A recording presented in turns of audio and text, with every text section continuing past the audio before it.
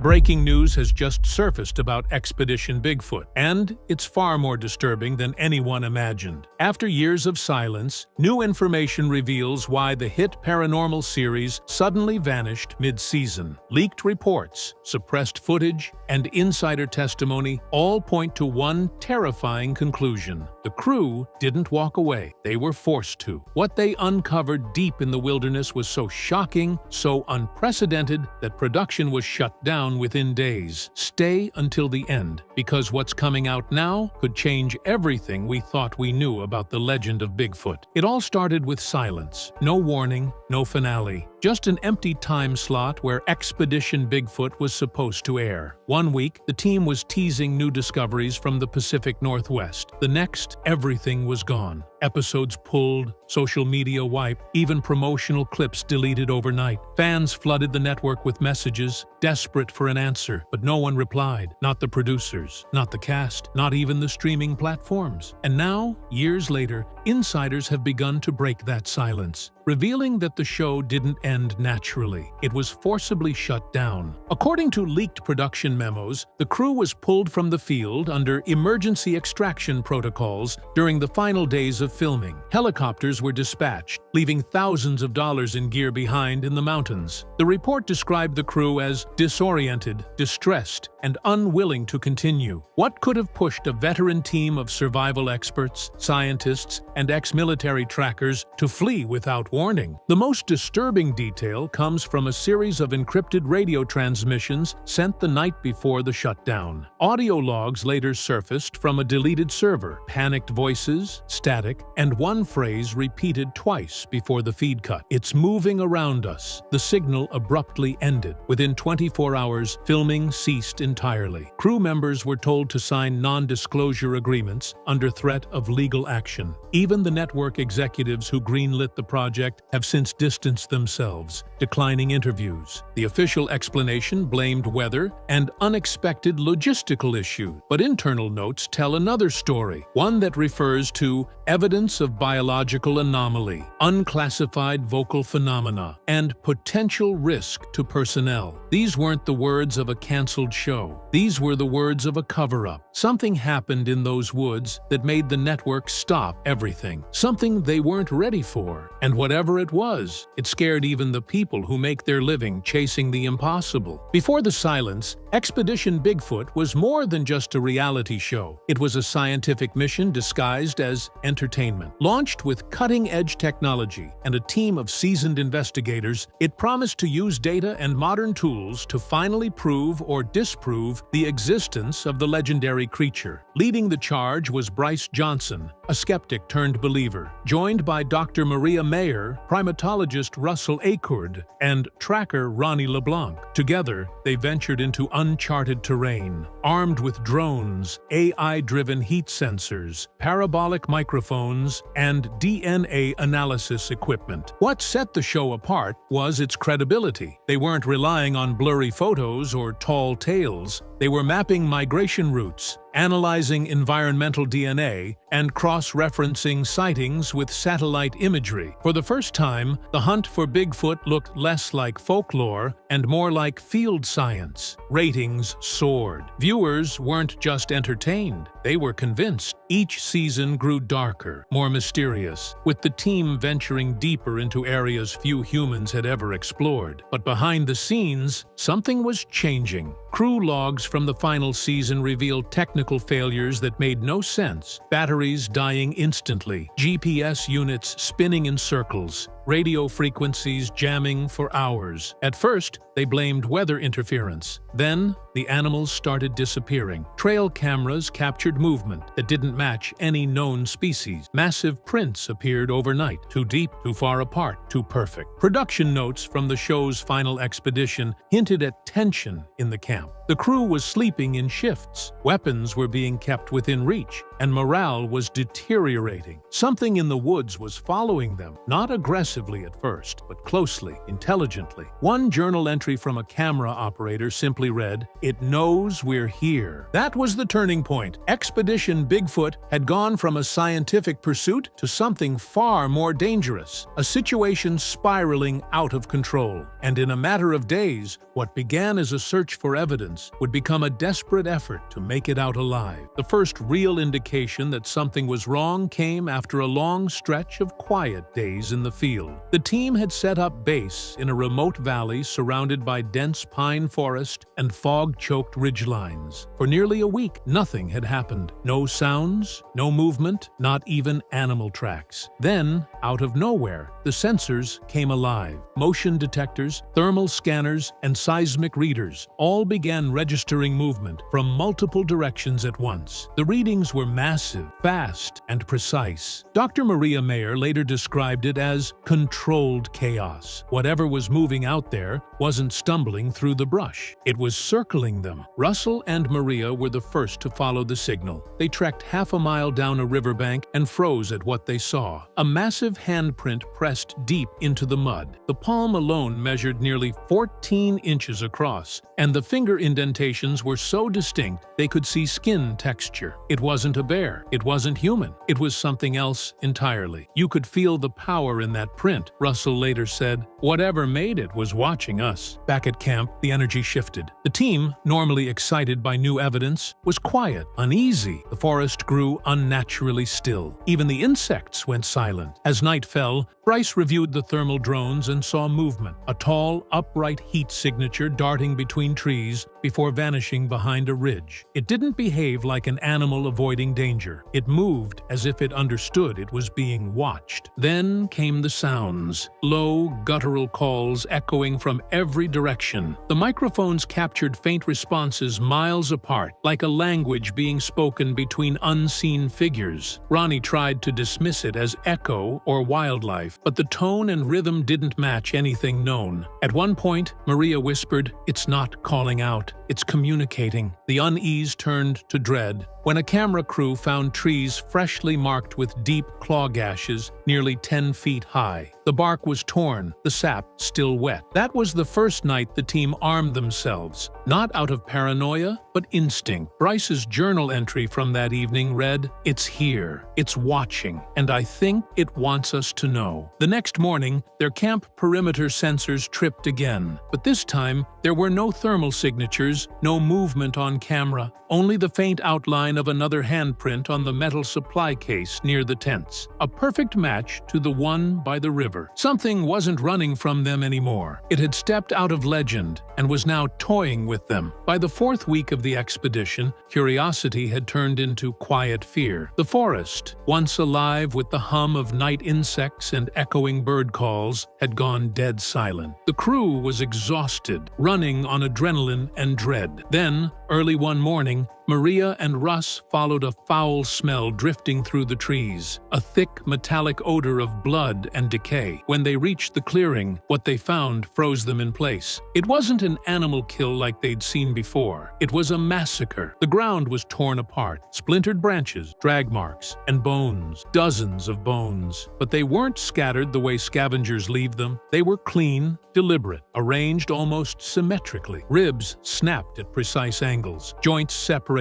with unnerving accuracy. Maria knelt beside what looked like the remains of a deer, but its spine had been severed cleanly, as if by surgical force. Around it were massive impressions in the soil, knuckle-shaped, spaced evenly apart, as though something large had moved on all fours. Russ's voice trembled as he radioed back to Bryce. "We've got a kill site, but it's wrong. It's all wrong." When the rest of the crew arrived, the mood shifted from analysis to alarm. The area didn't just look like a feeding ground, it looked like an experiment. Several bones had small circular holes bored into them, the marrow removed. Maria muttered, "This wasn't feeding. This was harvesting." The team documented what they could, but even the hardened survivalists were shaken. Bryce later described the scene as calculated brutality. Every piece of evidence suggested intelligence, not the chaotic violence of a predator, but the methodical precision of something that understood anatomy. They took samples and marked the coordinates, silence. But as they prepared to leave, Russ noticed something that chilled him to his core: a series of massive footprints leading away from the site. The stride was enormous, nearly 6 feet between each step. At the end of the trail, pressed deep into the mud, was another handprint. That night, the crew sat around the campfire, silent. No one spoke. No one reviewed footage. The sound operator refused to wear his headset, saying he kept hearing breathing behind him during playback. By midnight, every piece of equipment began malfunctioning. Batteries drained, lenses fogged, and drones crashed without warning. The forest was reclaiming its silence, and the team knew they had crossed a line. They were no longer documenting a mystery. They were trespassing on something's territory, and whatever it was, it wanted them to know it. The discovery of the kill site changed everything. What began as a scientific search for evidence had now evolved into something far more dangerous and far more intelligent. The team, still reeling from what they'd found, pressed deeper into the valley, following a pattern of heat signatures that seemed to move with purpose. Bryce ordered drones to sweep the ridge, while Maria and Ronnie hiked ahead. What they found that day would alter the tone of the entire investigation. Near the edge of a frozen creek, Maria spotted a formation that, at first glance,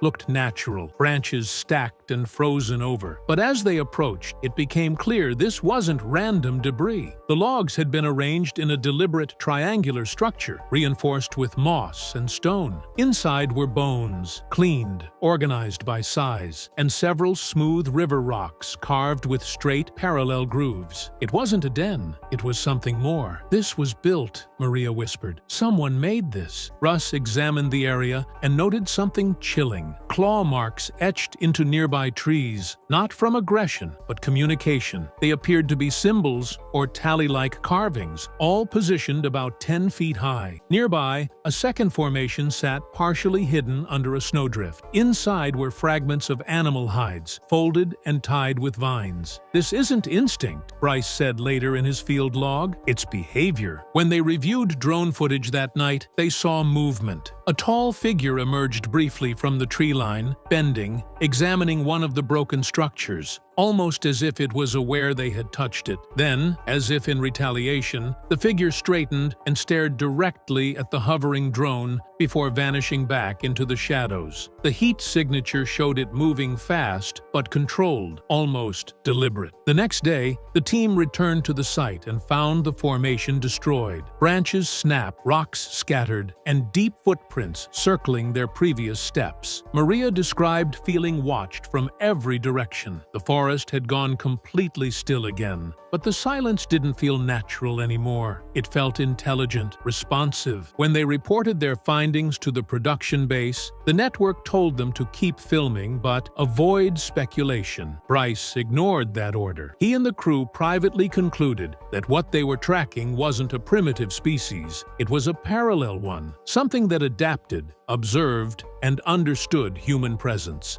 A being capable of thought, strategy, and retaliation. From that moment on, the expedition shifted from pursuit to survival. As Bryce put it later, "We weren't studying it anymore. It was studying us." Back at the base camp, Bryce spent hours reviewing audio data captured by parabolic microphones scattered across the forest. For days, he heard nothing but wind, distant birds, and the occasional creak of trees. Then, one night, something surfaced, faint at first, buried beneath the static. A low, resonant tone that didn't match any known animal call. It rose and fell rhythmically, almost like speech. Bryce leaned closer, adjusting the filters. The sound repeated, this time accompanied by another, lower voice, overlapping, almost conversational. He froze. "That's not random," he whispered into his recorder. "That's language." The team assembled around the monitor as Bryce replayed the file. The voices were deep, guttural, yet unnervingly articulate. They weren't growling or mimicking. They were communicating. The syllables came in patterns, 3 distinct phrases, followed by a pause, then repeated again with tonal variation. The forest itself seemed to breathe with the sound. Dr. Maria Mayer sent the sample to linguist Dr. Ronald Casper, who had previously studied suspected Bigfoot vocalization. His reply arrived within hours. "These are structured vocal patterns. They demonstrate repetition, response, and tonal shifts. clear signs of linguistic intelligence. As they continued analyzing the recordings, something even more disturbing emerged. There weren't just two voices. There were multiple, some closer, some distant, weaving in and out of one another like a coordinated chant. One phrase, however, appeared consistently. A word-like sound the team later transcribed as "kumba." The deeper voice would say it first, the others would respond, and then silence. The atmosphere in the tent turned cold. Bryce noted that the ambient noise dropped nearly to zero during the playback. Even the surrounding microphones went dead for 8 full seconds. Maria theorized that Kumba might be a name, or perhaps a signal. Russ, however, had another theory, that it wasn't meant for them, but about them. "What if they're not warning each other?" he asked quietly. "What if they're calling us?" The crew immediately placed motion sensors around the camp perimeter. That night, just before 3 a.m., the recorders picked up a single knock on wood, followed by a faint echo of that same voice, low and deliberate. "Kumba." The crew rushed outside, lights scanning the darkness, but there was nothing. No footprints, no movement, only that echoing word fading through the trees. The next morning, Bryce radioed the network, requesting backup and authorization to retreat. The response he received was chillingly bureaucratic. Continue documentation until further notice. They were being told to stay, even as the forest began speaking back. Within days of the mysterious recordings, the Expedition Bigfoot camp changed from a scientific operation to something that looked more like a military outpost. Security tightened. Communication with the outside world was heavily restricted. Producers stopped giving daily updates to the network. Then, without warning, everything collapsed into chaos. An anonymous member of the post-production team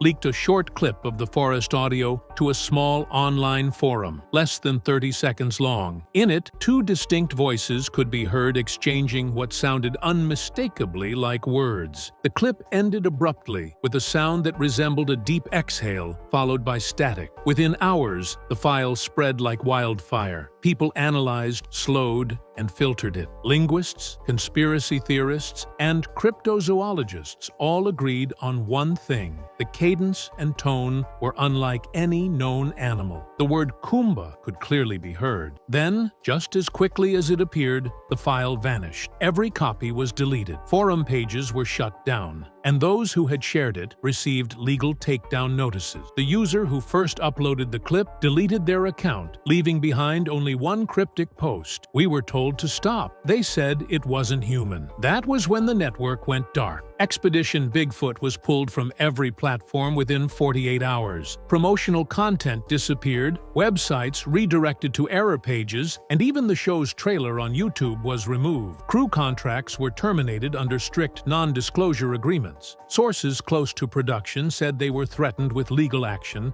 if they ever discussed what happened in the woods. Inside the team, fear spread fast. Ronnie reportedly began having vivid nightmares, claiming he could still hear the voices whispering in the static. Maria stopped taking calls. Bryce, once the optimistic believer, went silent entirely. His final email to staff simply read, "Some things aren't meant to be recorded." Behind the scenes, there were whispers of government involvement. Unmarked vehicles were seen near the production site, and the storage facility housing the raw footage was reportedly confiscated for review. But no official agency ever confirmed their role. Whether it was corporate liability, national security, or sheer terror, the message was clear. Whatever the team had captured was never meant for public ears. By the time the dust settled, Expedition Bigfoot no longer existed. To the outside world, it was just another canceled show. But to those who were there, it was something else entirely. An operation that stumbled across the unexplainable and was shut down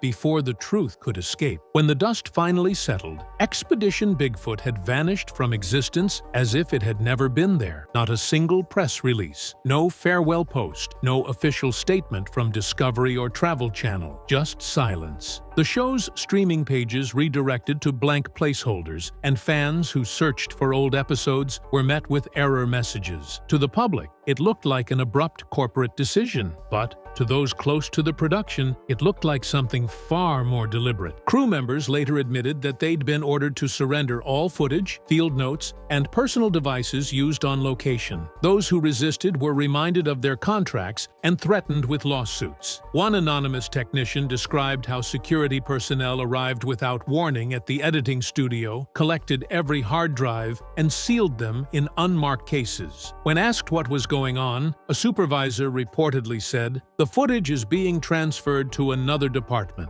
No one knew which department, or if it even belonged to the network. Bryce Johnson, the show's host, broke his silence months later during a low-profile podcast appearance. His tone was somber, his words careful. "Some discoveries change you," he said, "and some discoveries change everything." When pressed to elaborate, he refused, adding only, "We found something that looked back at us." That single line reignited the mystery. Fans flooded social media demanding the truth, but Bryce vanished again. No further interviews, no social posts, nothing. Meanwhile, Maria Mayer and Russ Acord quietly moved on to other projects, refusing to discuss the expedition. Ronnie LeBlanc reportedly left the field entirely, citing psychological fatigue. Insiders claim several team members experienced insomnia, paranoia, and recurring nightmares involving deep voices calling their names from the woods. Then came the final twist. The area where the expedition took place was suddenly declared off-limits for environmental conservation. Local hikers reported new fences, motion-activated cameras, and warning signs where none had existed before. Some said they saw military-style trucks entering the region at night. Others heard strange sounds in the distance,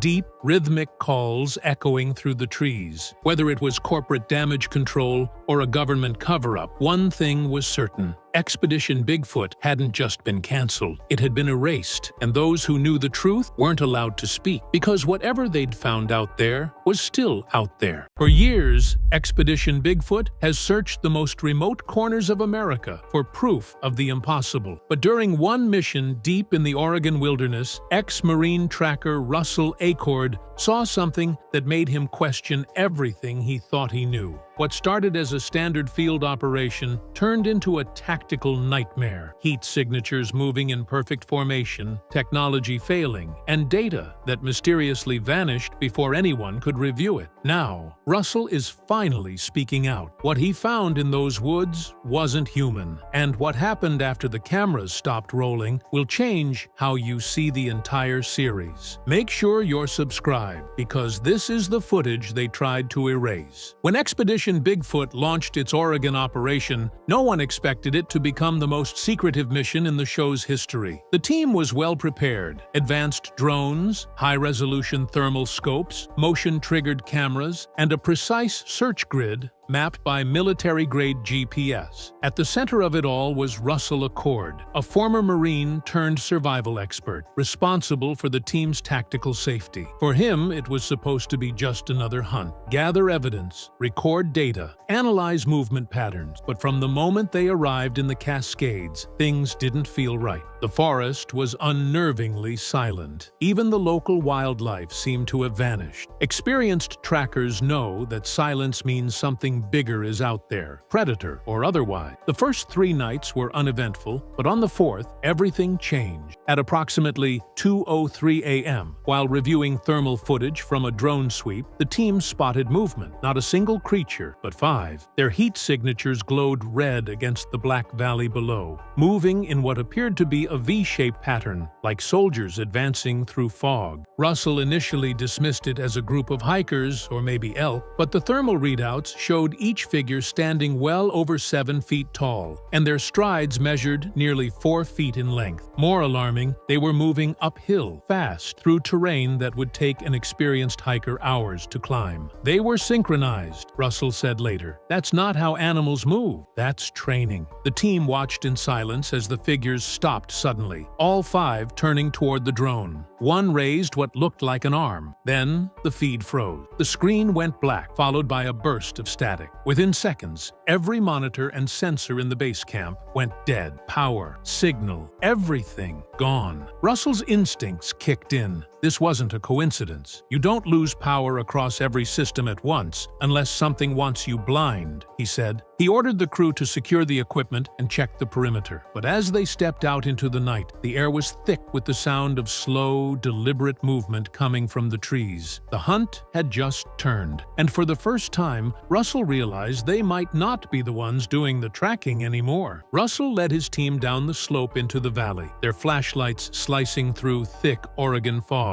The night was dead quiet. No birds, no crickets, not even the wind through the firs. "This isn't right," he whispered into his radio. Every instinct from his military training screamed that they were being watched. They were following the coordinates where the 5 heat signatures had vanished from the drone feed just minutes earlier. Halfway down, the air shifted. Their headsets erupted with static so loud it hurt. Then came a deep, resonant sound from the ridge ahead. A heavy knock, like a tree being struck by another. A few seconds later, another knock replied from the opposite side of the valley. It wasn't random. It was rhythm, communication. Russell signaled the team to stop, hand raised. "Lights out," he mouthed. The forest swallowed them whole. Through his night vision, he caught glimpses of movement, huge, upright figures slipping between the trees, pacing them on both sides. "They're flanking," he thought. He'd seen it before, overseas, when enemy patrols tried to box soldiers in. But this was no human tactic he could explain.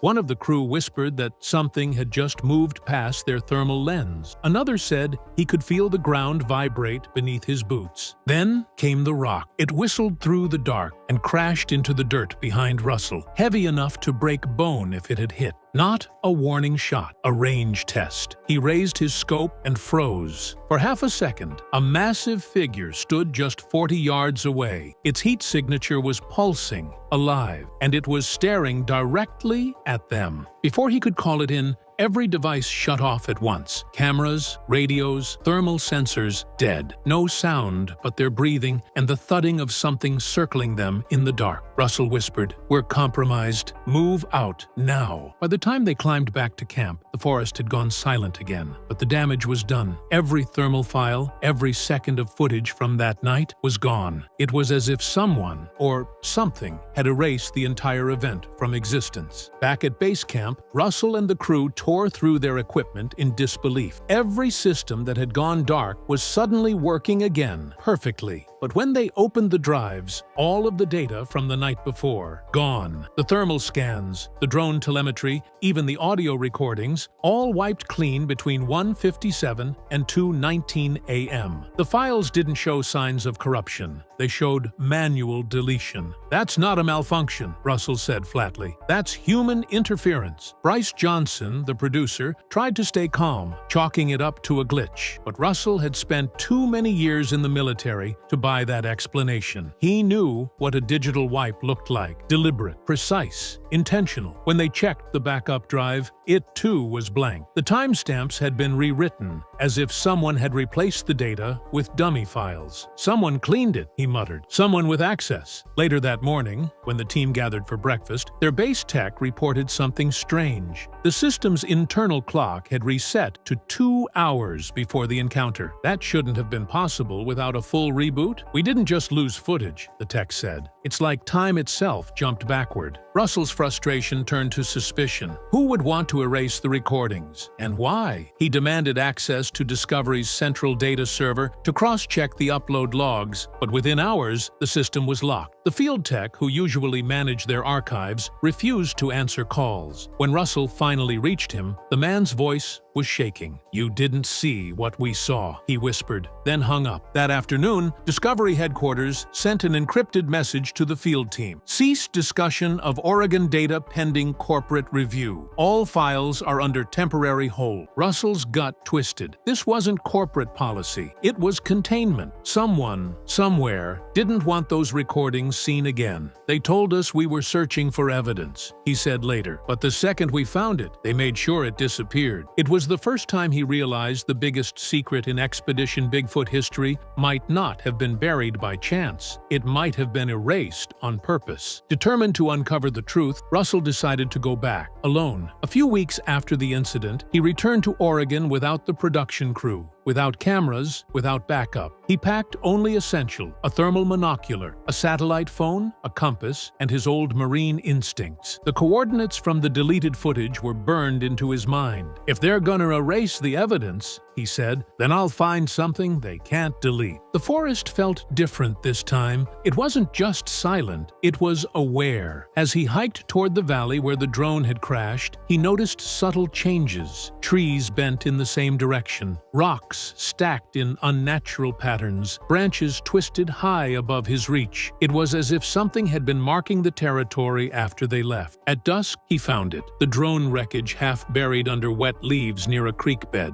The camera housing was cracked, but the main body was intact. When he opened the casing, the memory card slot was empty. No debris, no signs of weather damage. Someone had removed it. That wasn't an animal, Russell said later. That was cleanup. But the real discovery was a few feet away. Pressed into the mud was a single footprint, roughly 16 inches long, 5 inches wide, with visible toe impressions. The step depth indicated a weight well over 600 pounds. "That's not human," he muttered, photographing the print from multiple angles. He emailed the images to a forensic analyst he trusted from his military days. The response came hours later. Whatever made that track was upright and bipedal. Too heavy for a man, too symmetrical for machinery. As night fell, Russell made camp near the ridge. Around 3 a.m., he was jolted awake by 3 loud knocks echoing through the valley. He froze, heart pounding, before responding with 2. A pause, then 3 more answered back. It wasn't random, it was a pattern. In that moment, he realized this wasn't just an animal leaving tracks, it was communicating. And for the first time in his life, Russell Acord, the soldier, the skeptic, the tracker, felt what it meant to be hunted. Russell's discovery sent shockwaves through the Expedition Bigfoot camp. Once he returned, he showed the crew his photos of the footprint and described the eerie knocks that had echoed through the night. But instead of excitement, he was met with silence. "Don't say a word about this," one of the producers told him.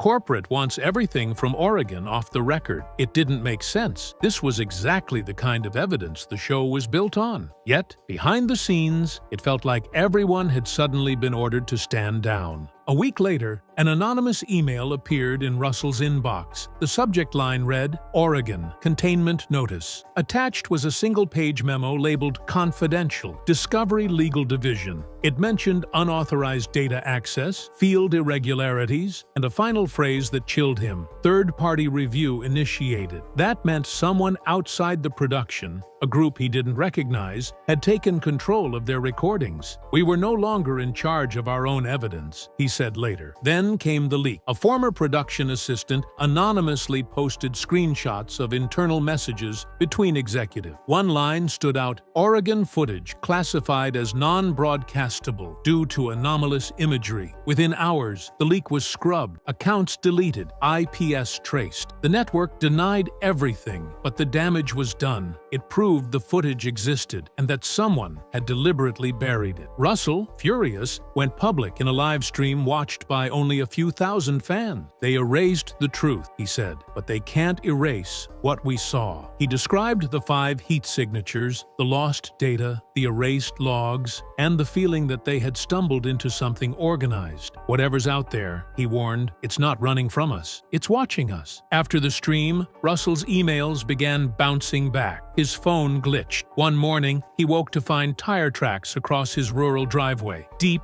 wide, and unfamiliar. That's when he realized the cover-up wasn't just digital anymore. It had become personal. In the weeks that followed, Russell began to notice things that made his skin crawl. Emails were disappearing from his inbox, unread. Calls from other team members dropped after a single ring. He'd catch glimpses of unfamiliar vehicles idling on the gravel road outside his Montana home. Same make, same color, always with tinted windows. "At first I thought it was paranoia," he said later. "Then I started seeing the same SUV in different states." One night, his phone buzzed with a restricted text message. It contained a single sentence: "Stop asking about Oregon. No number, no signature. The next morning, his laptop refused to boot. Its hard drive wiped clean. Russell called the field tech who had originally handled the expedition's data. The man sounded terrified. "They took everything," he said. "Don't contact me again." Hours later, his number was disconnected. Russell was trained to notice patterns, and what he was seeing looked exactly like a counterintelligence operation. "This wasn't random trolling or fans messing with me," he explained. "This was surveillance. This was structured." Soon after, an anonymous email arrived in a throwaway account he'd created years earlier for fieldwork. The subject line simply read, "You were never supposed to record that valley." Attached was a grainy still image showing the 5 glowing figures from the night of the incident, mid-stride in the forest clearing. But there was something even stranger in the metadata. The image hadn't come from their drone. The thermal resolution was far higher, military grade. Russell brought the file to Bryce Johnson, who immediately recognized it wasn't from any equipment they'd used. "That's not our tech," Bryce said. "That's classified level imaging," which left only one conclusion. Another group had been in the same area, recording the same heat signatures at the same time, and they hadn't wanted the public to know. That was when it clicked for Russell. The Oregon mission hadn't just stumbled onto a mystery of nature. They had walked straight into someone else's operation. "We weren't alone in those woods," he said quietly. "We were in their airspace, and whatever they were tracking wasn't supposed to be found." Determined to find answers, Russell filed multiple FOIA requests seeking information about any government or military operations near Mount Hood during the week of the Expedition Bigfoot shoot. Weeks passed with no response, until, finally, a letter arrived. Every single request had been denied, with the same vague phrase, "No records found." But Russell wasn't convinced. "You don't get no records when aircraft are spotted on radar," he said. "That means there are records. They're just not for me." Locals from nearby towns began coming forward with unsettling stories. Hikers reported seeing black helicopters without markings flying low over the tree line. Hunters spoke of hearing engines deep in no-access zones long after midnight. One retired park ranger who refused to go on camera told Russell, "There's a part of those woods that isn't on any map. You cross that boundary, you'll meet people who don't wear badges." When Russell pushed the network for support, Discovery's PR department issued a generic statement. No classified operations intersected with the production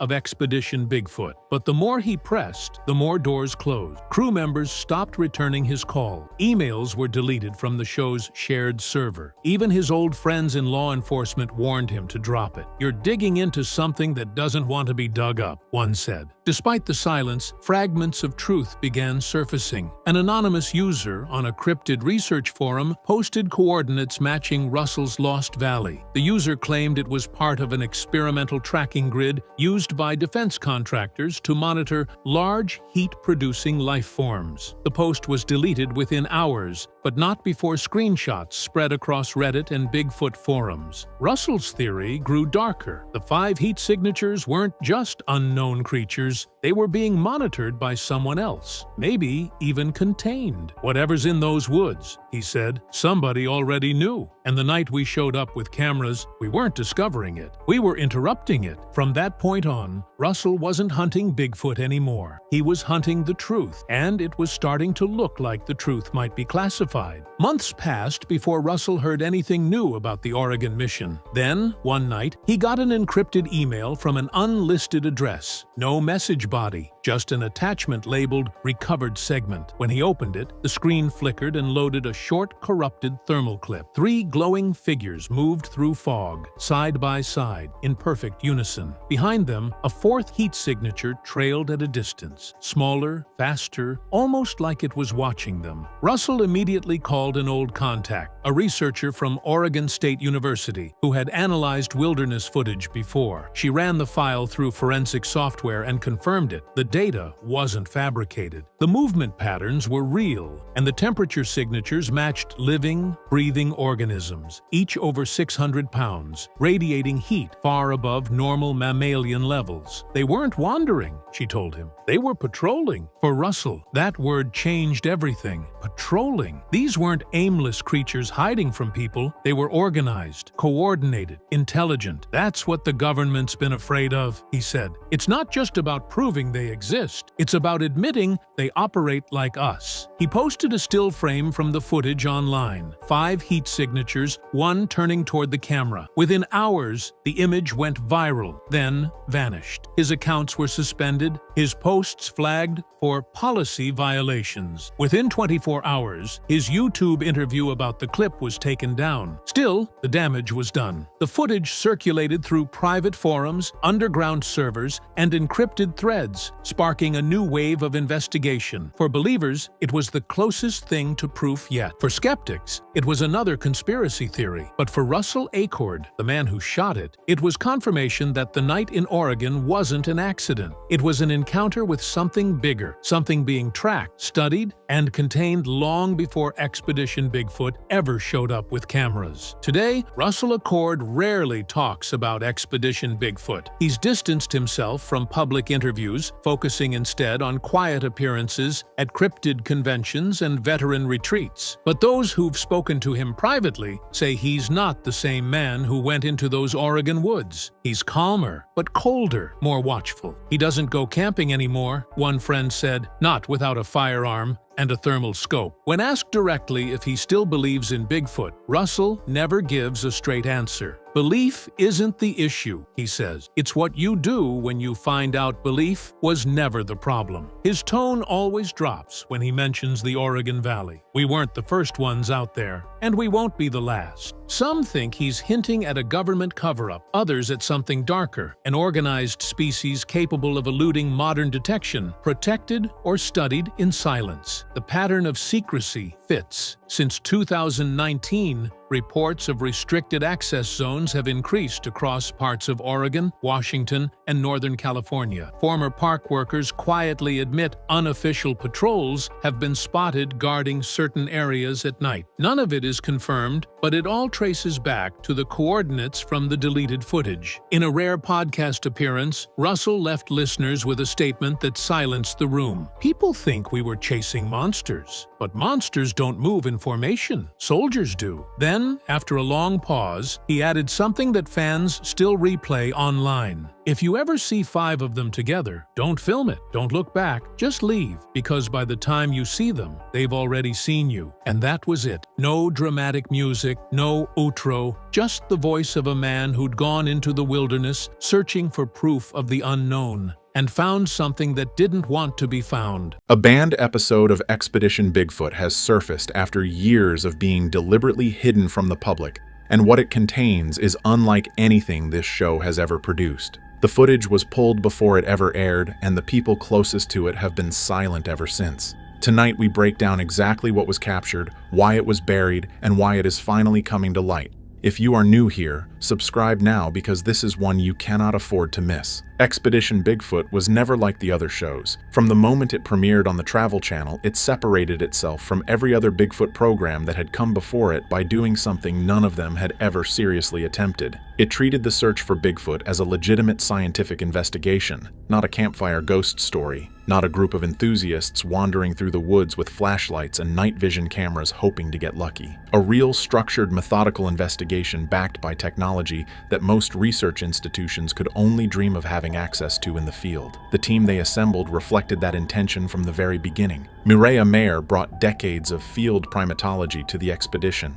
Ronnie LeBlanc came in with years of on-the-ground research and a deep understanding of Bigfoot behavior patterns across North America. Russell Acord brought survivalist expertise and a no-nonsense approach to evidence collection that kept the team grounded when things got strange. And Dr. Mireya Mayer's scientific background gave the entire operation a credibility that the Bigfoot research community had been starving for. Together they used military-grade thermal imaging, acoustic monitoring arrays, predictive behavioral algorithms, and DNA collection protocols that mirrored those used in mainstream wildlife research. The results they produced in their early seasons were compelling enough to attract serious attention from people outside the typical paranormal audience. Biologists, wildlife researchers, former military personnel with backgrounds in tracking and surveillance. People who would never have tuned into a standard cryptid hunting show were watching Expedition Bigfoot and taking it seriously. That reputation made what happened next all the more significant, because when a show that has worked that hard to establish scientific credibility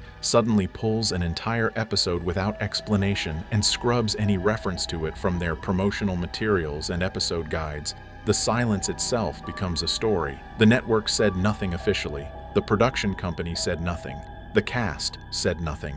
An episode that should have aired simply did not, and the space it left behind was filled with questions that nobody in an official capacity was willing to answer. That silence has lasted for years, until now. The banned episode was filmed during what multiple sources close to the production have described as the most intense and unsettling expedition the Expedition Bigfoot team had ever undertaken. The location was deep in the Pacific Northwest in a stretch of wilderness that the team's behavioral analysis software had flagged as one of the highest probability zones for Bigfoot activity on the entire continent. The algorithm they used cross-referenced historical sighting reports, terrain mapping, food source availability, water proximity, and seasonal migration patterns to identify corridors where the likelihood of an encounter was statistically significant. This particular location had scored higher than anywhere they had ever investigated before, and the production team made the decision to commit significant resources to the expedition as a result. They brought in additional equipment. They extended the planned timeline in the field. They brought in a consulting scientist who had not appeared on the show before and whose involvement was never publicly announced or credited. By all accounts, the early days of the expedition were unremarkable. The team set up base camp,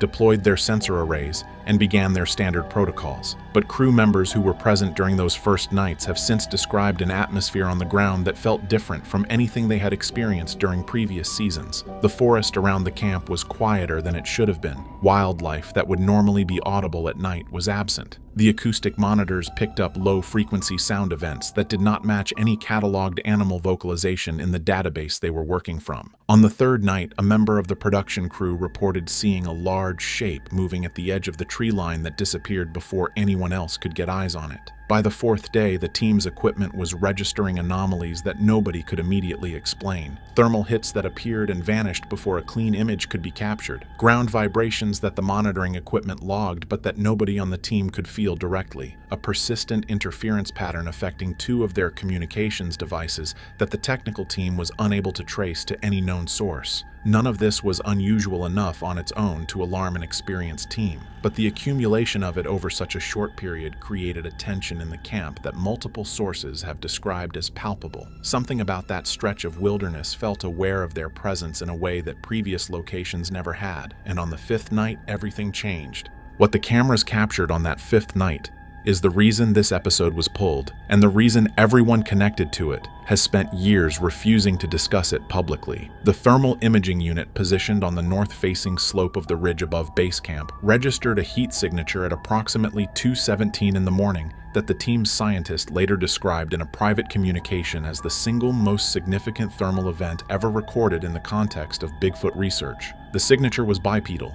It was massive. The estimated height based on the imaging data placed the figure at somewhere between 8 and 9 feet tall with a shoulder width and body mass that ruled out any known North American predator or primate. The figure moved through dense forest at a pace that should have been impossible given the terrain. No stumbling, no hesitation. Fluid, purposeful movement that suggested something completely at home in an environment that would have challenged even an experienced human tracker moving in daylight. The thermal footage ran for 4 minutes and 38 seconds before the figure moved out of the sensor's range. In the final 40 seconds of that footage, a second heat signature appeared on the opposite side of the ridge. Smaller than the first, but still well outside the size range of any known animal in the region. It was stationary, positioned at an elevated point with a direct sightline to the base camp below. Watching, the team reached the site at first light, and what they found on the ground stopped the expedition in its tracks. A series of ground impressions pressed deep into the soil in a pattern consistent with bipedal locomotion. The stride length between impressions measured at over 5 feet. Branches on the surrounding trees had been broken at a height of between 7 and 8 feet off the ground, in a pattern that suggested something had been moving through the area at speed. And in the soft earth at the base of a large Douglas fir, the team found biological material. Hair, tissue, enough of both to constitute a legitimate sample for DNA analysis. The scientist on site immediately initiated collection protocols. The samples were logged, sealed, and prepared for transport. The footage from the thermal unit was reviewed by the full team that morning, and according to every account of that viewing, the reaction in the room was one of complete and total silence. Nobody had words for what they were looking at, because what they were looking at did not fit any category they had been trained to work within, and that was only the beginning of the problem. The biological material collected at the site that morning was unlike anything the Expedition Bigfoot team had previously recovered during their time in the field. The hair samples were long, coarse, and dark, with a thickness and texture that the collecting scientist noted immediately did not match any North American mammal in the reference catalog she was working from. The tissue sample was small, but intact enough to be considered viable for full genetic sequencing. Standard protocol required the samples to be transported to a certified laboratory within a specific window to preserve their integrity, and the team moved quickly to ensure that window was met. The samples left the field site within hours of collection and were transferred through a chain of custody that was documented at every step. The first laboratory to receive the material was a private facility with experience handling wildlife DNA analysis for both commercial and government clients. The initial processing took several days. When the preliminary results came back, the lead analyst on the case requested an internal review before releasing any findings to the production team. That request for an internal review was the first sign that something in the data was not straightforward. When the results were finally shared with the Expedition Bigfoot team, the language used to describe them was careful and heavily qualified. The genetic profile extracted from the samples did not match any species currently cataloged in the reference databases available to the laboratory. It shared certain markers with known primate genetic sequences, but the overall profile was sufficiently distinct that no confident taxonomic identification could be made. In plain terms, the DNA did not belong to anything science had formally documented. The production team requested that the samples be sent to a second independent laboratory for verification, without disclosing the findings from the first analysis. The second laboratory conducted its own sequencing independently and reached a conclusion that mirrored the first. Unknown genetic profile. Primate adjacent markers, no match to any cataloged species. When the two sets of results were placed side by side and reviewed together, the scientist who had been brought in as a consultant reportedly went quiet for a long time before saying anything. What she eventually said was not captured on camera, but the people in that room when she said it have described the moment as the point where the atmosphere of the entire production shifted permanently.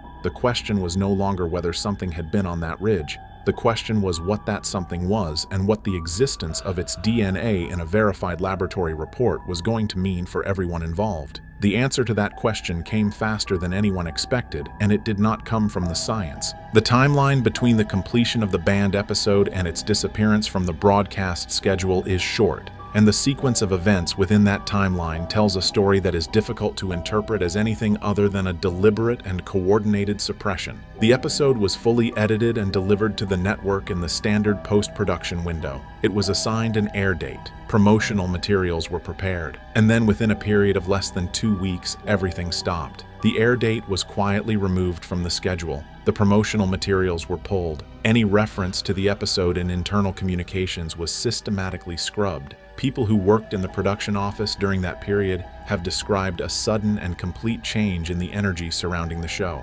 Conversations that had been open and enthusiastic became closed and careful. Certain topics became off-limits in ways that were never formally stated but were understood by everyone in the room. The cast members were not given a detailed explanation for why the episode was being shelved. They were told it was a production decision, that it was being reviewed, that more information would be provided when available. More information was never provided. What was provided instead were new non-disclosure agreements. Members of the production team who had been present during the filming of the banned episode and during the subsequent DNA analysis process were contacted individually and asked to sign updated legal documents that significantly expanded the scope of what they were prohibited from discussing publicly. The legal language in those documents was described by one former crew member as far more aggressive than anything they had encountered in a standard entertainment industry NDA. It covered not just the footage and the findings, but any conversations, observations, or personal impressions related to the expedition in question.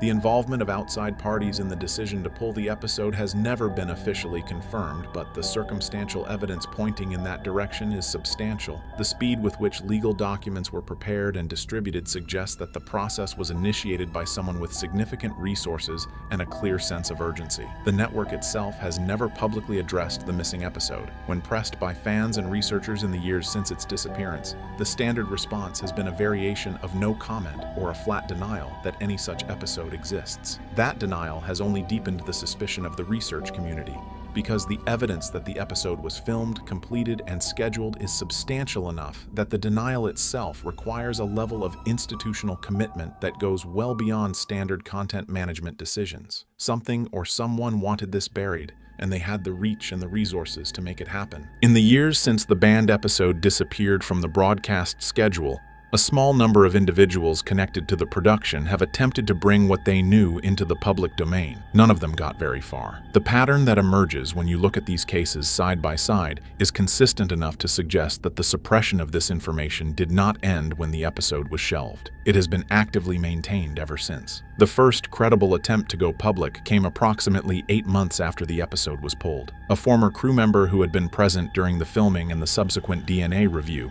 began communicating with a researcher in the Bigfoot community who had been publicly asking questions about the missing episode.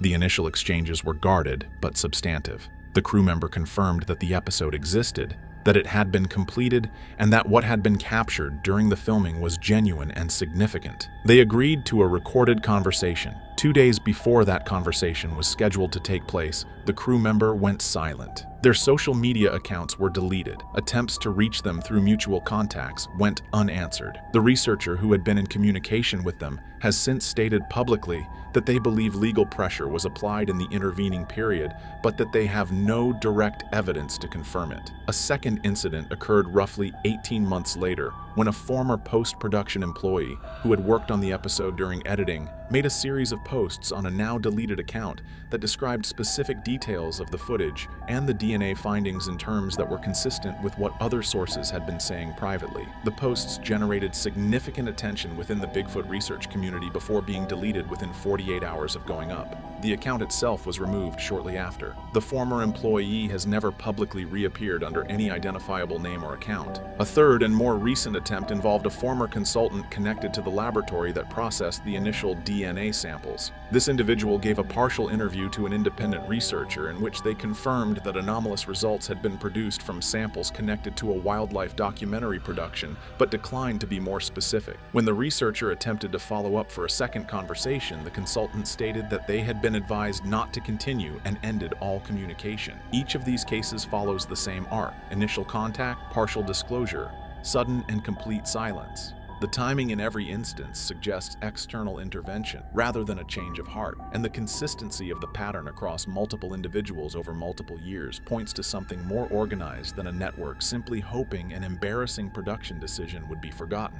The story of how the banned episode finally began making its way into the public domain is itself a story of patience, persistence, and a single decision made by someone who had apparently reached the end of their willingness to stay quiet. It did not happen all at once. It happened the way these things typically happen when powerful interests are working to contain them, in fragments, across multiple platforms, through channels that were difficult to trace back to a single source. The first piece of verifiable information to surface publicly was not footage at all. It was a description, a detailed written account posted anonymously to a forum frequented by serious Bigfoot researchers that laid out the basic sequence of events from the expedition with a level of specificity that immediately distinguished it from the speculation and rumor that had been circulating for years. Dates, location details, equipment designations, references to specific team dynamics during the filming, the kind of granular detail that could only have come from someone who was actually there. The post was copied and shared widely before it was taken down,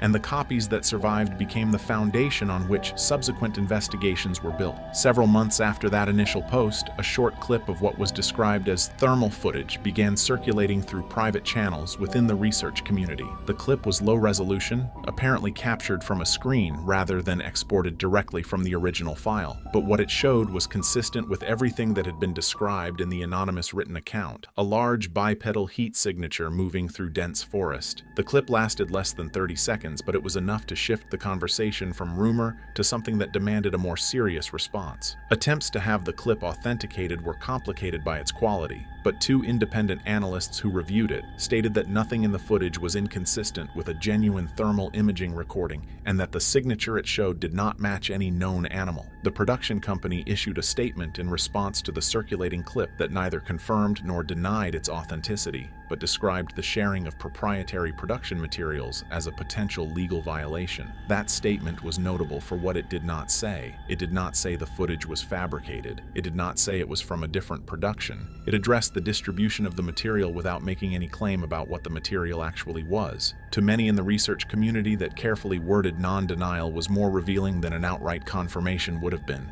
In the months that followed, additional details continued to surface through a network of sources that appeared to be coordinating without being directly connected to one another. Descriptions of the DNA findings, accounts of the internal reaction when the results came back, details about the NDA process and the identity of the legal firm involved. The full picture assembled itself slowly, but the direction it pointed was consistent from the beginning. Something real had been captured on that ridge, and the effort to keep it contained was larger and more deliberate than anyone outside the production had previously understood. The response from the broader research community to the surfaced footage and the DNA claims associated with the banned episode has been anything but unified, and that division is itself worth examining closely because it reflects a tension that has existed within the Bigfoot research world for as long as the field has existed. On one side are the researchers and investigators who look at the totality of what has surfaced and conclude that the evidence is too specific, too consistent, and too corroborated across too many independent sources to be dismissed. These are not fringe voices. Several of the individuals who have spoken most forcefully about the credibility of the banned episode material have decades of field experience and academic credentials that would earn them a hearing in any serious scientific context. Their argument is straightforward.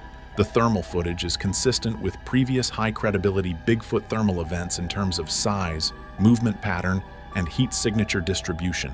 The DNA findings, while extraordinary, follow a pattern that has appeared in previous serious Bigfoot DNA investigations, where samples produced genetic profiles that could not be matched to any known species. And the behavior of the network and production company in response to the surface material, specifically the careful legal language and the deliberate avoidance of any direct denial, suggests an institutional awareness that the material is genuine and that making false claims about it in a public forum carries legal risk. On the other side are researchers and skeptics who believe the entire story has the structure of a sophisticated content strategy rather than a genuine whistleblower situation. Their argument centers on timing and incentive. The surfacing of the footage and the steady drip of corroborating detail creates exactly the kind of sustained audience engagement that benefits a production looking to generate interest in a new season or a streaming deal. The anonymity of the primary sources makes independent verification impossible, and the DNA claims, while compelling in their specificity, cannot be evaluated directly because the samples and the laboratory reports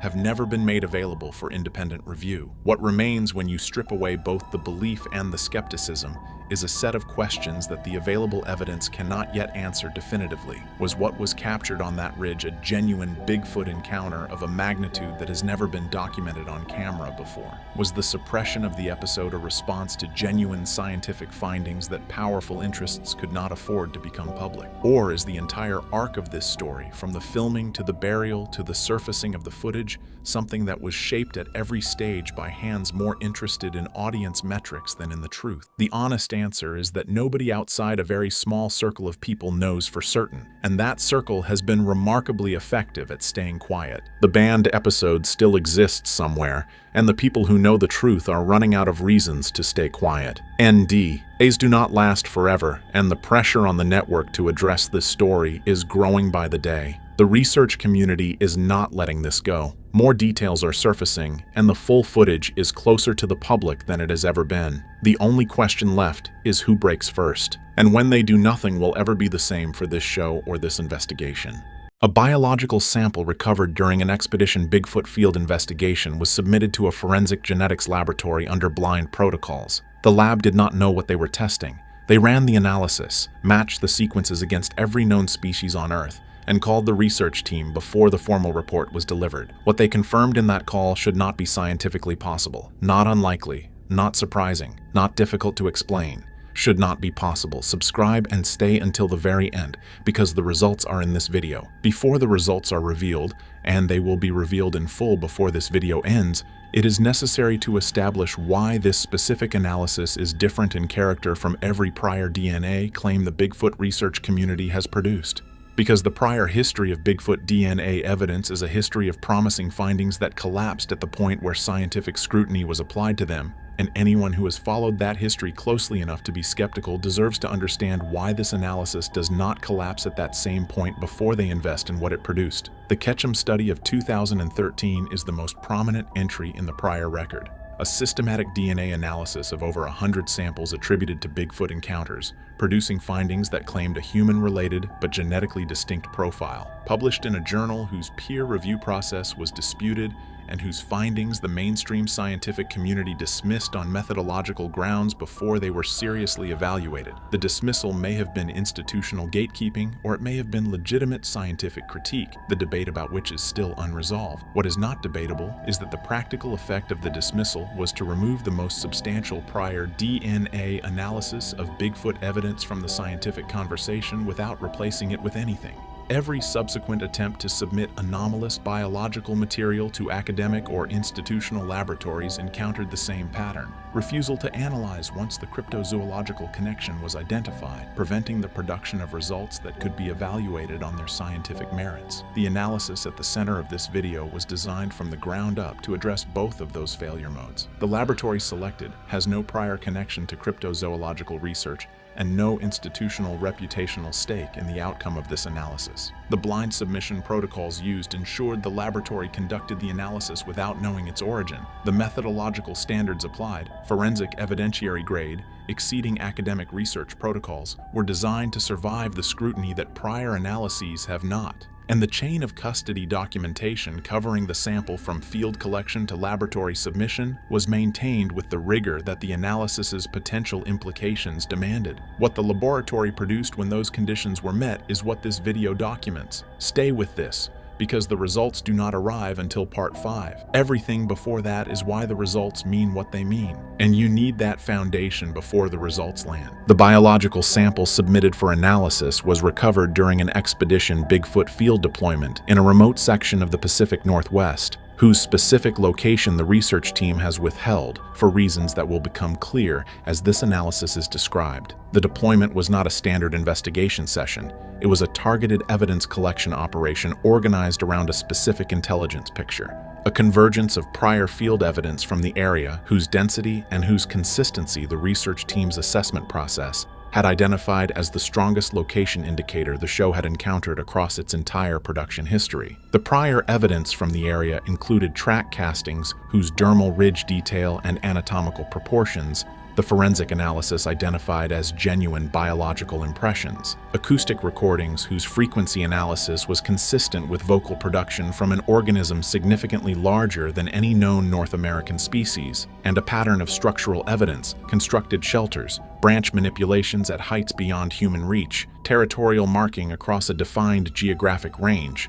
that indicated a resident population rather than passing individual activity. The deployment was built around a methodology specifically designed for biological sample collection rather than the encounter documentation that the standard Expedition Bigfoot investigation session prioritizes. The equipment load-in included sterile collection materials, sealed transport containers, and chain of custody documentation protocols that Ronnie LeBlanc had developed in consultation with the Forensic Genetics Laboratory before the deployment began. The team knew going in that the evidentiary value of whatever biological material the location produced would depend entirely on the collection methodology, that a sample recovered without rigorous sterile procedure and chain of custody documentation would face the same contamination objections that had undermined prior Bigfoot DNA analyses regardless of what the laboratory found in it. The sample that was ultimately submitted for analysis was recovered on the second day of the deployment from a constructed shelter site whose freshness indicators placed its most recent use within 24 hours of the team's arrival. Dr. Mireya Mayer's assessment of the shelter's construction characteristics, applied with the professional framework of a primatologist whose field research career has required the analysis of great ape nest structures across multiple continents, was that the construction methodology was inconsistent with any known North American species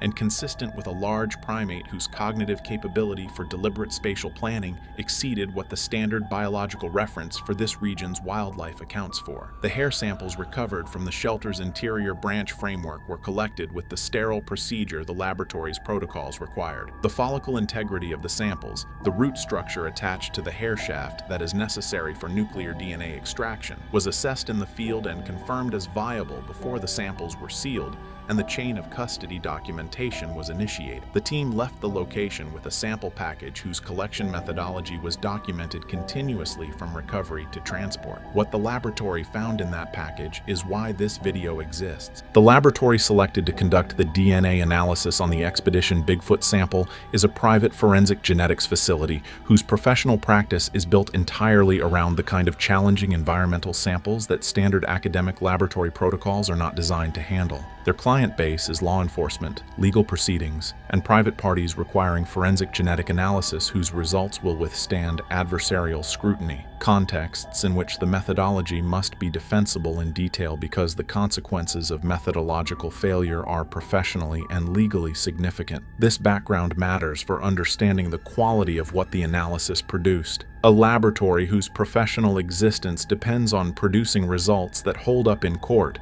operates at a methodological standard that academic research laboratories do not routinely apply to their work. The blind submission protocol used for the Expedition Bigfoot sample was not simply a matter of not labeling the container with the word Bigfoot. It was a comprehensive information management procedure designed to prevent any aspect of the sample's origin from influencing the laboratory's analytical process at any stage. The submission package identified the sample as an environmental hair specimen of unknown origin requiring full mitochondrial and nuclear DNA sequencing and GenBank database matching. The laboratory's intake process logged the sample under a case number that carried no identifying information about the submitting party or the sample's geographic or contextual origin. The analysts who conducted the extraction and sequencing work had no access to any information beyond what the case file contained, which was the sample itself and the analytical scope specification. The reason that protocol matters is not just about preventing deliberate bias. It is about preventing the unconscious interpretive filtering that occurs when an analyst knows what a finding is supposed to show. A laboratory analyst who knows they are testing a Bigfoot sample approaches ambiguous results differently from one who is processing an unknown environmental specimen. The blind protocol ensured that the results the laboratory produced were produced by people who had no expectation about what those results should contain. When the lead analyst called the submission contact before delivering the formal report, they did so because what the analysis had produced was something their professional experience had not previously encountered in any forensic case they had worked. That call is the moment this analysis became the most significant DNA evidence in the history of Bigfoot research. Because what the analyst said in that call, before they knew the sample was from an Expedition Bigfoot investigation,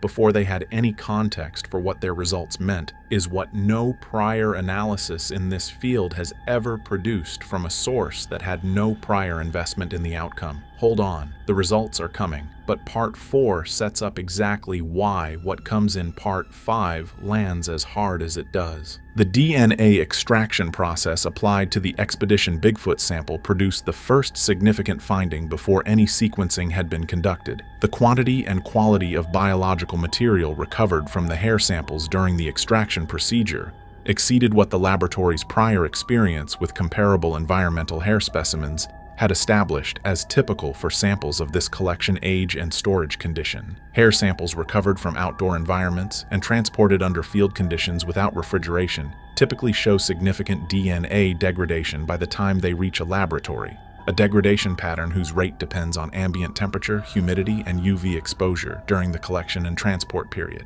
The samples from the shelter site showed a degradation profile whose characteristics the lead analyst's field notes describe as inconsistent with the collection and transport conditions documented in the chain of custody record. The DNA was better preserved than the conditions should have produced. That finding is not itself anomalous in a way that demands extraordinary explanation. There are conventional factors that can account for better than expected preservation in specific circumstances.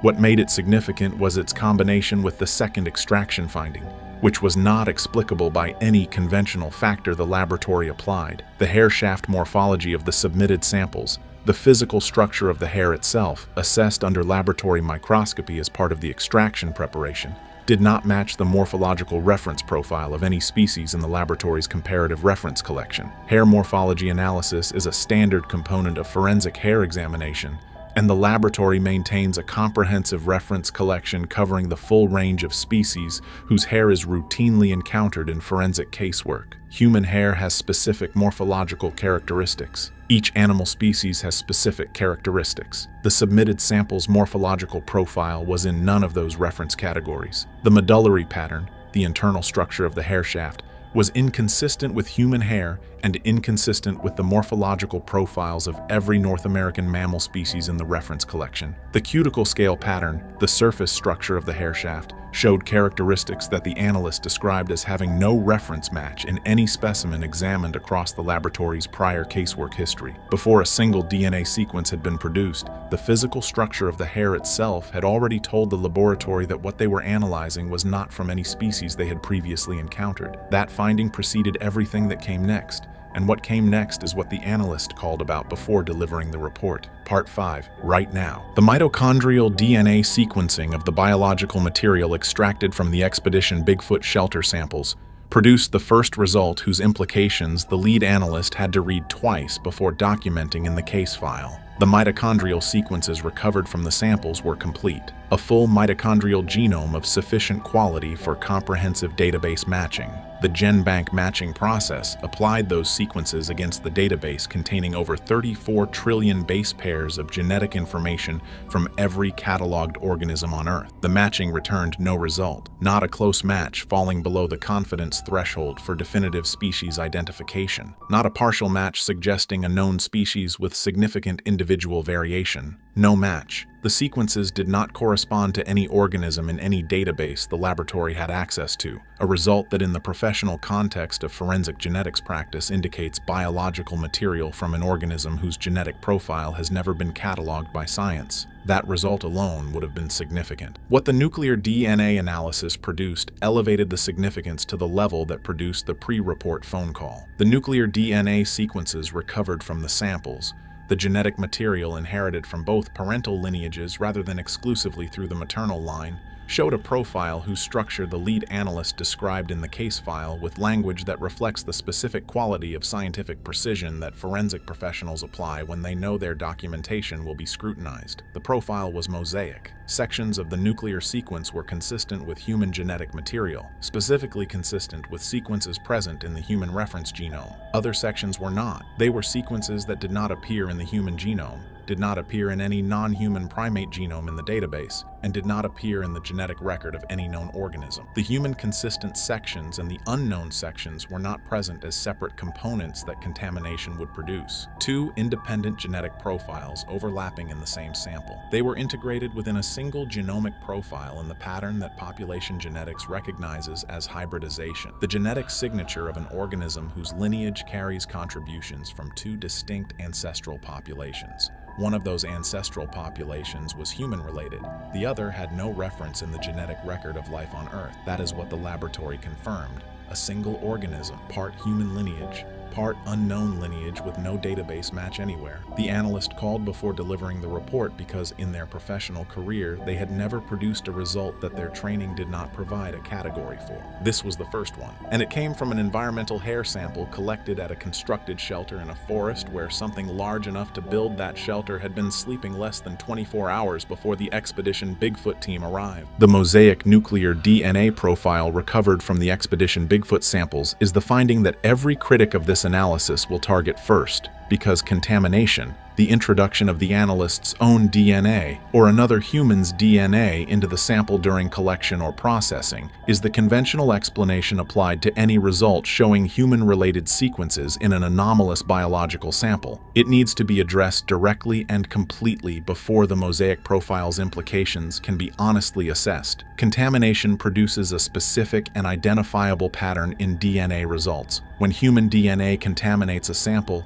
it produces human sequences overlaid on top of the target sample's own profile. Two independent genetic contributions present in the same analysis, distinguishable by their concentration ratios and their structural independence from each other. Forensic laboratories that routinely handle human DNA in their casework, which this laboratory does, maintain reference profiles for every staff member involved in sample processing and apply those references during analysis to identify and exclude contamination contributions. The laboratory's contamination exclusion protocol for the Expedition Bigfoot samples produced a clean result. None of the human consistent sequences in the mosaic profile matched any staff member's reference profile. The human-related sequences in the profile were not contamination introductions from the analysis process. They were present in the original sample material. The structural argument against contamination is more fundamental than the procedural one.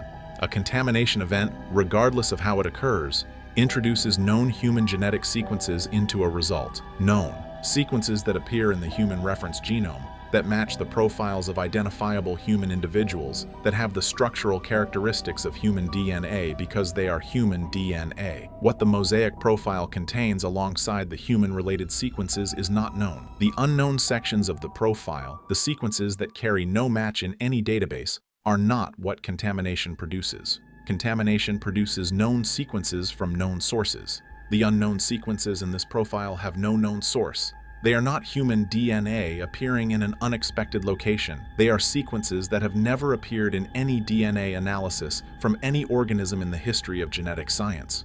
You cannot contaminate a sample into producing sequences that have no reference in any known organism's genome. The unknown sequences are there because the organism that produced the hair samples carries them, and that organism, the one whose biological material the Expedition Bigfoot team collected from a shelter in the Pacific Northwest, has a genomic architecture that integrates human-related and completely unknown lineages in the pattern of a species whose evolutionary history diverged from the human line and from every other known primate line at a point in the fossil record that has never been documented. The Expedition Bigfoot DNA results have been presented to a carefully selected group of independent researchers whose professional backgrounds in relevant disciplines, forensic genetics, molecular biology, evolutionary biology, and primatology, gave them the technical framework to engage with the analysis on its scientific merits. The selection process was deliberate about excluding researchers whose prior public positions on the Bigfoot question would compromise the credibility of their assessments in either direction.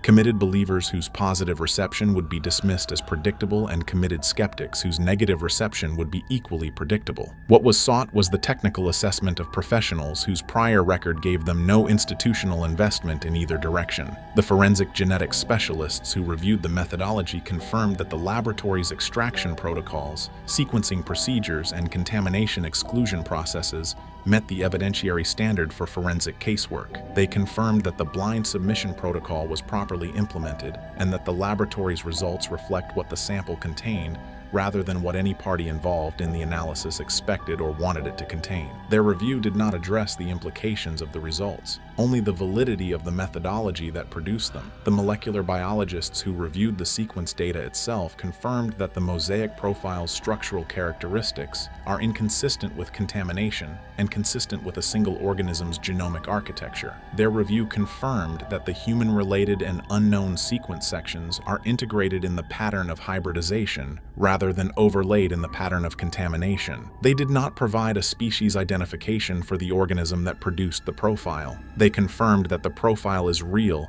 and that it belongs to a single organism. The evolutionary biologists who reviewed the unknown sequence sections were the most careful and the most significant voices in the external assessment process. Their analysis of the unknown sequence's relationship to known primate genomic architecture produced a divergence timeline estimate, a calculation of how long ago the lineage that contributed the unknown sequences separated from the human-related lineage that contributed the other half of the mosaic profile. That estimate places the divergence at a point in the evolutionary record that predates the appearance of anatomically modern humans by a margin that is inconsistent with any known branch of the human family tree. The lineage contributing the unknown sequences is not a recently diverged human population. It is an ancient and entirely undocumented branch of the primate evolutionary tree whose existence has never appeared in the fossil record, never been represented in any prior genetic analysis, and whose only documentation in the entire scientific record is the mosaic profile recovered from a hair sample collected at a constructed shelter in a Pacific Northwest forest. The academic institutions approached with these findings have not published responses. Their silence is the loudest thing about this entire story. The DNA results do not contradict what the prior seasons documented. They explain it. Every thermal signature whose dimensions exceeded the biological reference range for known North American species now has a biological correlate. There is a species. It has a genome. Its evolutionary history had an enormous span of time to develop the behavioral sophistication, the territorial intelligence, the counter-surveillance capability, the apparent awareness of human investigation methodology that the prior seasons documented without being able to biologically ground. Dr. Mireya Mayer's primatological assessments of the construction evidence now have a subject. Ronnie LeBlanc's years of accumulated field intelligence were pointing at something whose existence the DNA has now formally established. The investigation built the evidence over seasons of rigorous fieldwork until the evidence was dense enough to drive a targeted sample collection that produced biological material whose analysis confirmed what the fieldwork was indicating. That is how science is supposed to work. Expedition Bigfoot did it correctly. And the result is the first formally documented biological evidence for an unknown primate species in North America that the forensic genetic record now contains. A DNA profile that should not exist is now in the forensic genetic record. The missing 411 disappearance pattern now has a biological candidate. The indigenous traditions that described these beings for generations now have a genomic foundation that Western science spent 2 centuries dismissing. The government's documented non-engagement with credible Bigfoot evidence becomes non-engagement with a species whose human-related ancestry raises questions about classification and rights that no agency has demonstrated any appetite for addressing. The Expedition Bigfoot results answer one question, the one that everything else depends on. Is there something out there? A forensic laboratory that processed a blind sample from a Pacific Northwest forest shelter confirmed that there is. It has a genome. It has been building shelters in those forests without appearing in any scientific record until this investigation arrived with the methodology rigorous enough to find it. It is still out there, and the results that confirmed its existence can no longer be made to disappear.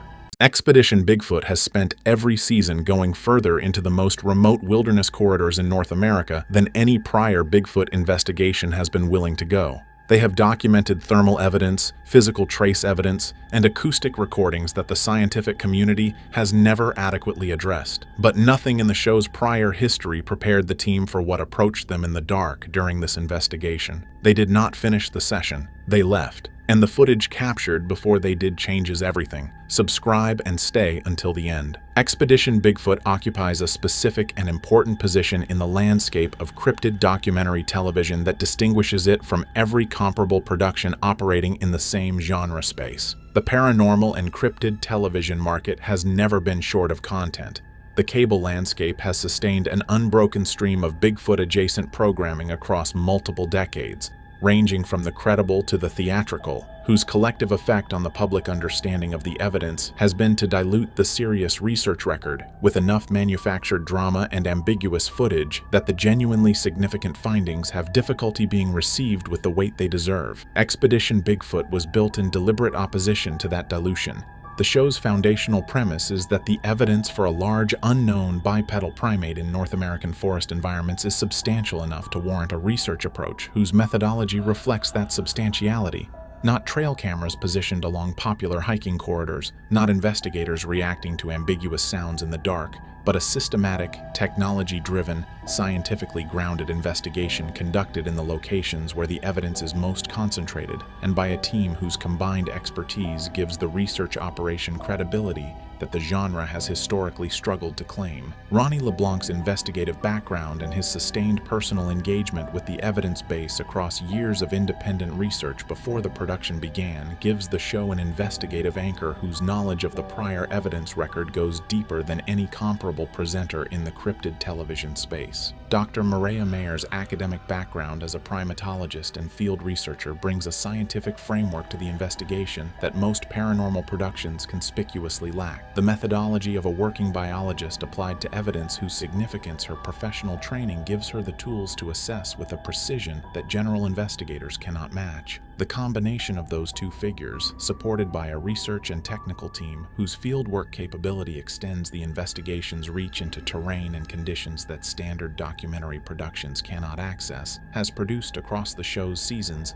the most credible body of documented Bigfoot field research ever captured for broadcast television. What the team encountered during the investigation that produced the footage, this video documents exceeded everything that prior credibility had prepared them for, and the footage they captured before they left is the reason this video exists. The specific location where the Expedition Bigfoot team conducted the investigation that ended in a full team departure was not selected through the standard development process that drives most television production location choices. It was selected at the end of a research process whose depth and rigor reflected the production's commitment to operating in the locations where the evidence was most concentrated, rather than in the locations that were most accessible or most visually suited to the documentary format. The location selection process for this investigation drew on 3 independent bodies of evidence that converged on the same geographic area from different research directions. The first was the physical evidence record, the accumulation of track castings, biological samples, and structural evidence from the area that the prior field research literature had documented across a span of decades without any systematic investigation having followed up on the individual findings comprehensively. The track castings from this area showed the dermal ridge detail and the anatomical proportions that the forensic literature on physical Bigfoot evidence identifies as markers of genuine biological impressions, and they were distributed across the area in a pattern consistent with a resident population whose territorial range centered on the specific drainage system the production identified as its primary investigation zone. The second body of evidence was the acoustic record. Recordings produced by independent researchers working the area across the prior decade documented vocalizations in the frequency ranges associated with large primate communication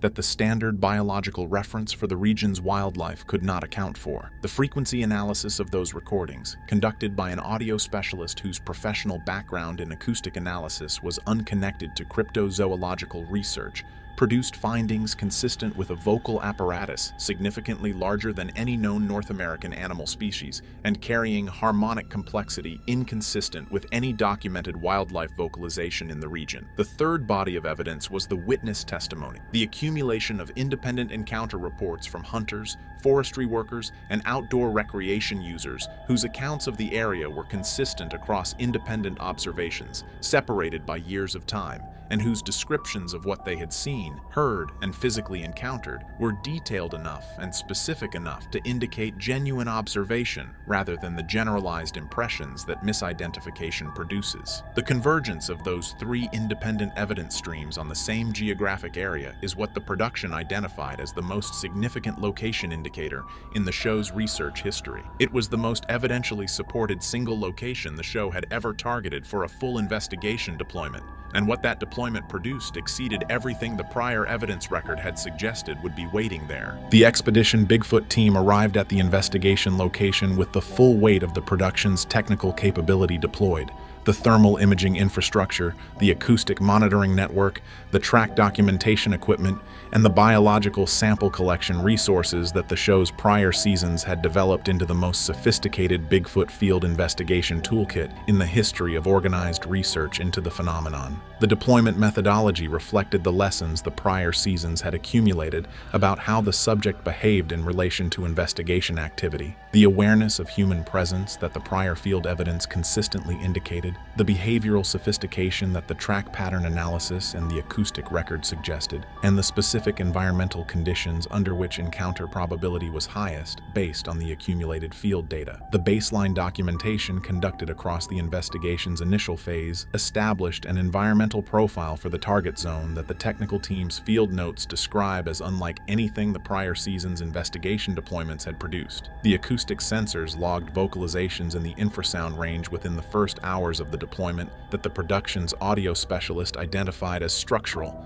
not random low-frequency noise but organized sound whose internal patterning was consistent with communication rather than incidental environmental production. The thermal cameras covering the perimeter of the camp logged the first anomalous heat signatures at the edge of the tree line before the team had completed their initial site assessment. Signatures whose dimensions and movement characteristics the operator flagged in real time as inconsistent with any animal in the biological reference database for the region. The track documentation team working the creek drainage adjacent to the primary camp position found fresh evidence of activity in the soft ground along the bank whose characteristics, the size, the stride pattern, the pressure distribution, were consistent with the physical evidence record that had driven the location selection, and whose freshness indicated that whatever had produced it had been in the area within hours of the team's arrival. The subject of the investigation knew the team was there before the team had finished setting up, and the signs it was producing in response to their presence were not the incidental byproducts of an animal going about its ordinary activity. They were deliberate,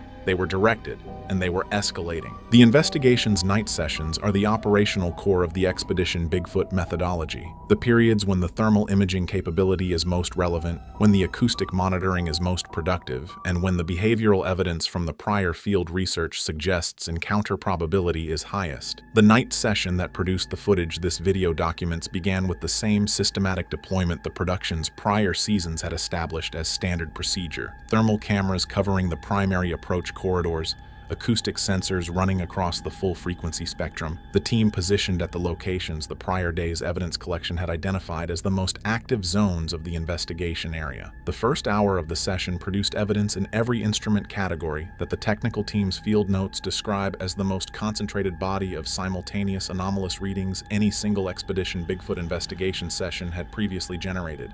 The acoustic sensors logged a progression of vocalizations beginning at the perimeter of the investigation area and moving systematically closer across the first 40 minutes of the session, a progression whose directional consistency and whose escalating proximity the audio specialist documented as indicating deliberate movement toward the team's position rather than the random distribution of an animal moving through its territory. The thermal cameras confirmed the directional movement the acoustic data was tracking. Heat signatures at the tree line, initially at the outer range of the camera's resolution capability, then progressively closer as the session advanced, moved with the purposeful, fluid locomotion that the prior season's encounter footage had established as the thermal signature of the subject the investigation was deployed to document. The ground was soft enough in the primary approach corridor to preserve the physical trace of the movement the cameras were tracking, and the track documentation equipment running in that corridor logged impressions whose freshness and whose anatomical detail gave the investigation a real-time physical record of the subject's approach that the prior seasons had never achieved simultaneously with active thermal and acoustic documentation. Everything was aligned. Every instrument category was producing consistent, corroborating data. The investigation was performing exactly as the methodology had been designed to perform. And then, at the 51-minute mark of the session, the data changed in a way that the methodology had not been designed to account for. The change in the investigation data at the 51-minute mark of the night session is the pivot point of the banned episode footage and the specific development whose character produced the team's departure decision. The thermal cameras covering the primary approach corridor had been tracking movement at the tree line for 40 minutes, movement whose proximity had been increasing incrementally across that period in a pattern consistent with a subject methodically closing the distance between itself and the investigation team's position. At 51 minutes, the incremental pattern ended. The thermal signature that had been approaching from the tree line was no longer at the tree line. The camera covering the primary approach corridor registered its presence at a distance from the team's position that the 40 minutes of incremental approach had not prepared anyone monitoring the data to expect. The distance had collapsed in a single movement whose speed the camera's frame rate captured without any intermediate frames showing the transition, present at the tree line in one frame, present at the investigation team's position in the next. The acoustic sensors logged a simultaneous change at the same moment, not an escalation of the vocalization pattern that had been building across the session, but a cessation. The structured infrasound communication that had been running continuously since the session began stopped at 51 minutes with a completeness that the audio specialist's field notes describe as more significant than any vocalization the sensors had recorded. Silence in this context was not the absence of activity. It was a specific communication. Something had decided the distance was no longer necessary. The thermal profile of what the cameras documented at close range at 51 minutes is the element of the footage that has been described by every person who has reviewed it with the most careful and the most consistent language. It is large. Larger than the team, larger than the prior season's thermal documentation had established as the upper range of the subject's documented size profile. Its heat distribution is consistent with a large warm-blooded organism whose core temperature and peripheral thermal radiation pattern are unlike any known species in the reference database the production's thermal imaging specialist had consulted across the prior seasons. And it was stationary, not moving toward the team, not moving away, standing between the team's position and the tree line in a stillness that the prior encounter footage had never documented in a subject at this proximity, the stillness of something that had reached the distance it intended to reach and was occupying it with a patience and a deliberateness that communicated more clearly than any behavior the prior investigation record contained what its purpose at that distance was. The Expedition Bigfoot team's response to what the cameras documented at 51 minutes into the night session is captured in the footage with an intimacy that the production's camera deployment, multiple units covering the team's position as well as the approach corridor, makes unusually comprehensive. The initial response of every team member in the frame at the 51-minute mark is consistent across every independent account of the session that has surfaced.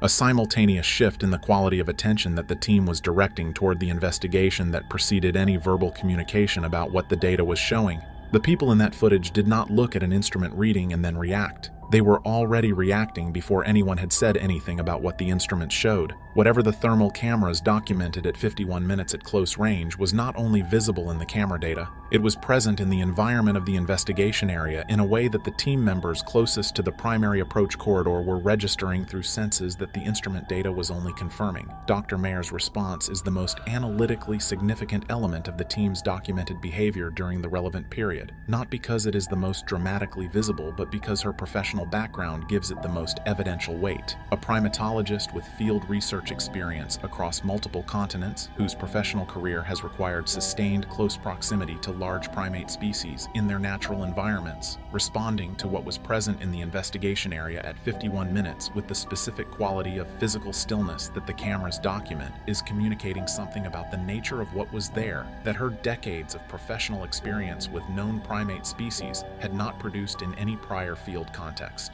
The decision to end the session was not made through the standard production protocol of a director communicating an editorial decision to the team. It was made by the team simultaneously, and without the verbal coordination that group decisions normally require. Every account of the decision that has surfaced describes it the same way. Not a decision that was reached, but a decision that was already made before anyone articulated it. The equipment was packed in a sequence whose efficiency communicated the team's collective understanding that the pace of the departure was not negotiable. The cameras kept rolling through the packing process and through the team's movement out of the investigation area. What they captured in the frames between the departure decision and the moment the team reached the vehicles is the element of the footage that has been described by people who have reviewed it as the most significant evidence the session produced, because in those frames, what had been standing between the team and the tree line at 51 minutes was still there. The body of evidence produced by the Expedition Bigfoot investigation session before the team's departure represents the most comprehensive simultaneous documentation of large unknown primate activity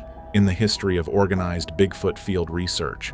And it is comprehensive precisely because the methodology the production had developed across its prior seasons was running at full deployment capacity when the subject closed the distance at 51 minutes. The thermal imaging data from the session establishes a heat signature profile for the subject that the production's thermal imaging specialist has described in the technical documentation as outside every reference category in the database while being internally consistent.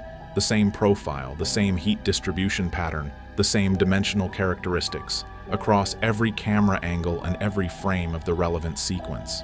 The consistency of the profile across independent camera units eliminates every artifact and equipment anomaly explanation for what the cameras documented. The acoustic data from the session establishes a vocalization record whose frequency analysis is consistent with the prior research literature's findings on Bigfoot acoustic evidence. A vocal production capability exceeding the range of any known North American animal, carrying harmonic complexity inconsistent with any documented wildlife vocalization, and organized with the internal structure that the prior acoustic research identified as communication rather than incidental sound production. The track evidence documented in the primary approach corridor establishes a physical record of the subject's movement toward the team's position that is consistent across every forensic measure the documentation equipment applied to it. The dermal ridge detail in the freshest impressions confirms biological production. The pressure distribution analysis confirms the mass and the locomotion pattern the thermal data independently establishes, and the stride pattern analysis confirms the directional movement the acoustic data tracked across the first 40 minutes of the session. 3 independent evidence streams, thermal, acoustic, and physical, all documenting the same subject in the same location across the same time period, producing results that are mutually consistent and that none of the conventional explanations available for any individual stream can account for when applied to the full body of evidence the session generated. This is the evidential standard that the Bigfoot research community has been working toward across decades of organized field investigation. The Expedition Bigfoot session produced it, and what the team encountered at 51 minutes when the subject closed the distance is the reason the footage from that session is the most significant thing the show has ever captured. The Expedition Bigfoot session footage was presented to a carefully selected group of researchers whose backgrounds in relevant disciplines, thermal imaging analysis, acoustic research, primate biology, and forensic track analysis, gave them the technical framework to engage with the evidence in each of its categories with professional rigor. The selection process was designed to exclude researchers whose prior public positions on the Bigfoot question would have given either their positive or negative assessments a credibility problem in the broader research community. What was wanted was not validation from committed believers or dismissal from committed skeptics. What was wanted was the technical assessment of professionals whose prior public record gave them no institutional investment in either direction. The thermal imaging analysis conducted by the specialist engaged for that review produced findings whose specific language, carefully chosen by a professional who understood the implications of every word, established that the footage was authentic, that the heat signature documented in the relevant sequence had no conventional explanation in the thermal imaging reference literature, and that the profile characteristics of the signature were inconsistent with every known species in every database the analyst had access to. The acoustic analysis produced findings consistent with the prior research literature on Bigfoot vocalizations,